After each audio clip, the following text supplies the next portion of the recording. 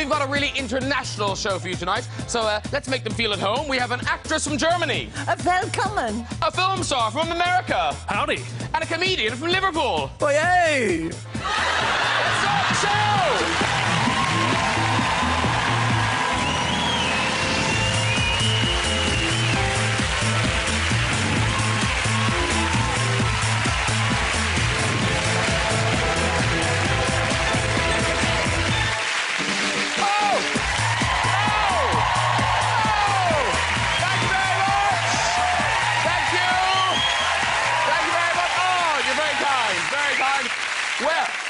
We have got a galaxy of show business stars for you tonight. Star of Lost and now star of the West End, Matthew Fox is here.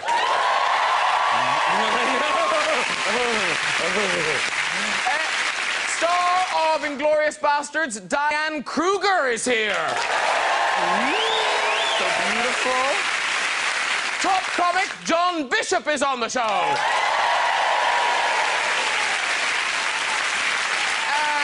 We'll be meeting singing sensation Jessie J later on. I know. She's so hot right now. She is so hot right now. Couldn't be hotter than now. She's very hot. Now, thrilled to be meeting Diane Kruger. Of course, she shot to fame in the film Troy, where she played Helen. Yes, she is Helen O' the Troy. That's the face that launched 1,000 ships. I mean, not literally by smashing her face onto the side of the hull. Otherwise, she'd have looked like this.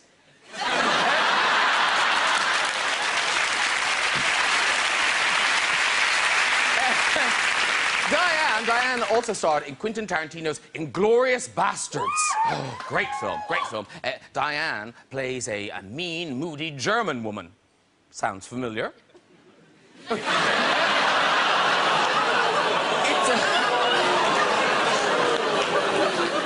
getting in a royal wedding mood. I bought bunting. Don't laugh at her.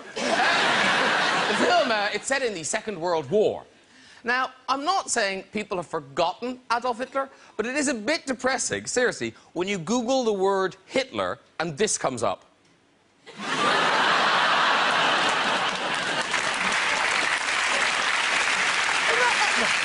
I see some excited ladies in the audience. You. Getting ready to meet Matthew Fox, star of one of the best...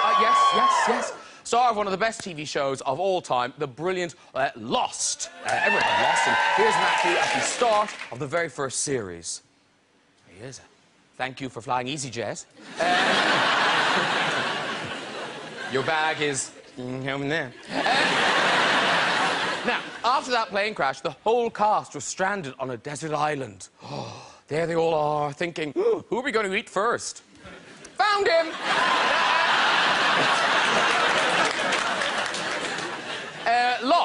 Lost ran for 121 episodes. And if anyone here hasn't seen it, I suppose I'll just quickly explain the plot to you. What happens is, there's a plane crash, and they all get stranded. Well, that's what it seems like. But in reality, what happened is it wasn't actually a plane crash. And then there's the hatch to what they initially believed to be a spaceship. But it turns out that... And then there's trees and an invisible polar bear, identical twins at a time-traveling island. So what they do then... That's right. And then basically they're all dead. Let's get some guests on! Later we'll be meeting Jessie J and she'll be singing for us. But first, I'm going to confession to make he's my favourite comedian, John Bishop!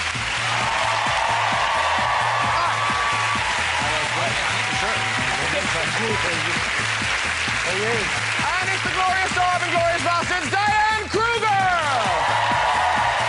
Woo! Oh. Hello, lovely lady. Sit yourself down there, John, Diane, John. And he's the fantastic Mr. Box 6, Matthew Fox!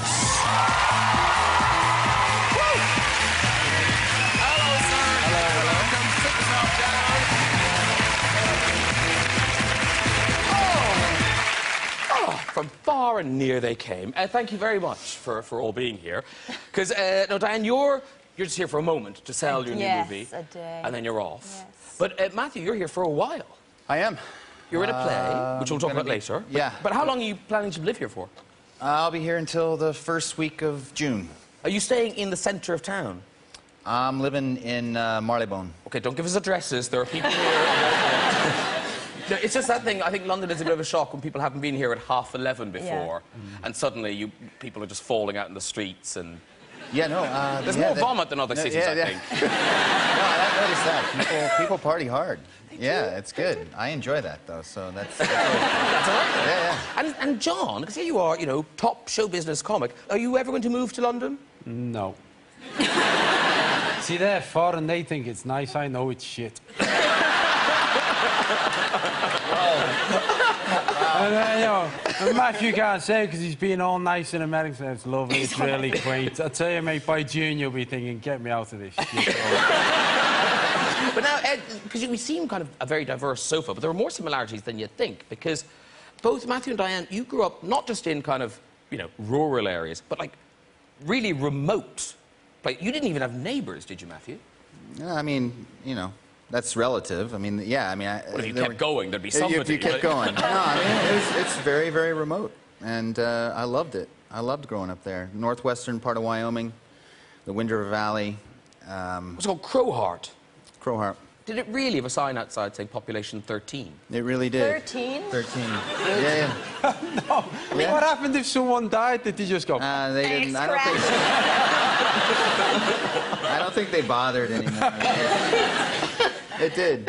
It did. It's sweet that you would bother to put up the sign for 13 people. Yeah.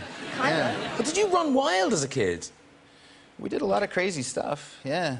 I have two brothers. I'm the middle of three boys, and you know, we were really that's who we hung out with. We didn't have friends over and stuff like that, or go to somebody else's house. So. How do you run crazy though with 13 people?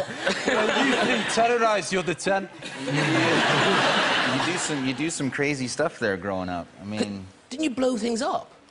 Yeah, we were really into fire, and I mean, I grew up on a ranch, and some of the tools of the trade I mean, dynamite was always on the place, because in the winter, the stream that ran through our place would freeze over, and my dad was always having to blow that with dynamite, so there was always dynamite on the place. No, I love that idea. Like, didn't me dad have to blow the stream with dynamite? You know, like it's like my dad saying, if you got a plunger, the sink's blocked again. Oh, let's just blow it up.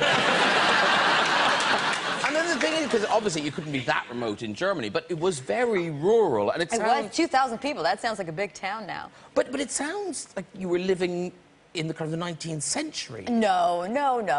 But weren't you? No, it sounds very... We didn't have a bar. We did not have a bar, so that's... But weren't you a professional mourner? I was. Well, I grew up... Now, hello, Catholic. that sounds like the 19th century. I know. I grew up very Catholic, and to make money for 2 years, from 10 to 12, I guess during service, I specialized in funerals. I would stand in front of the coffin with a candle.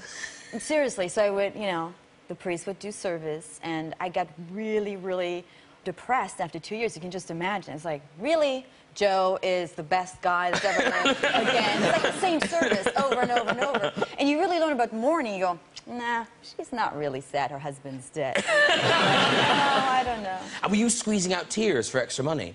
Oh, no, I was stone-faced. I do mourning now really well. Yep. I do. I mean, I think I became an actress because of my mourning experience. Was it better if they had a funny death?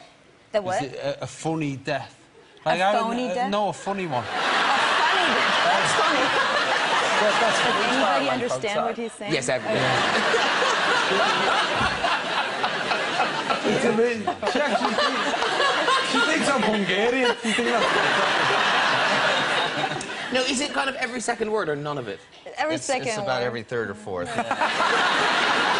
This could be quite a long show.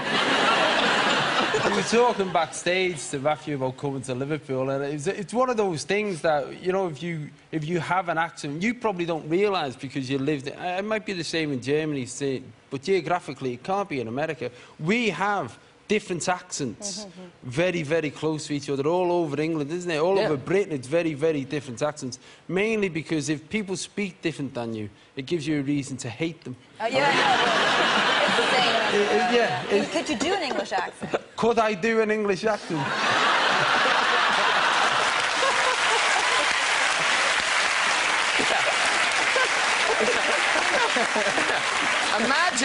Imagine you were from England. You know what I mean? I'm a German with an American accent. That just puts it in your place. Let me see. I could try and speak with an English accent, yes, and I think if I really put some effort into it and really open my mouth, the problem is my mouth... like Prince Charles. I know, well, my mouth is unfortunately filled with massive teeth and a huge tongue. Which makes it difficult to vocalise in the way that other people with small teeth do.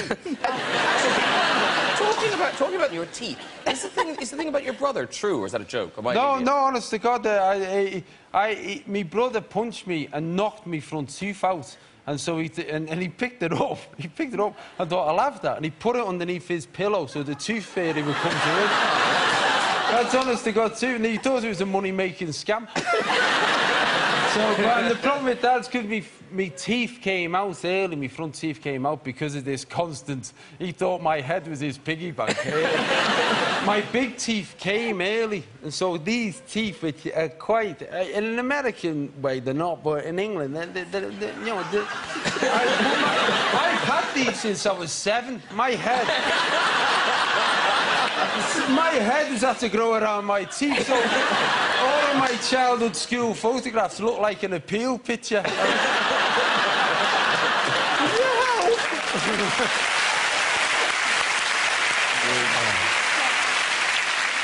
Oh, dear. But now, Diane, you've got a big new movie coming out, Unknown, opening next Friday, the 4th of March. I've seen it. It's a proper big, exciting action film. It's you and Liam Neeson. Right. Talk us through the basic plot. Well, Liam Neeson, being Irish, plays an American coming to Berlin as a doctor for a conference. And he gets into a cab that I drive for reasons I can't really tell right now. But I drive, and we get into a car accident. I save his life and disappear. And he wakes up out of a coma, and someone else has taken his identity. His wife won't recognize him. OK, now, it's one of those films, and if you're like me watching it, I'm thinking, that sounds good, but films like this, they often really annoy you, because at the end, oh, he was dead, or it's all a dream, or there's some cop-out ending. Yeah. This is a proper good, it's all ending. Explained ending. Yes. And it's #1 in America, wasn't it? Yes. Very good. Very good. So we've got a little clip. I think this is him getting into your cab. So it's very near the beginning.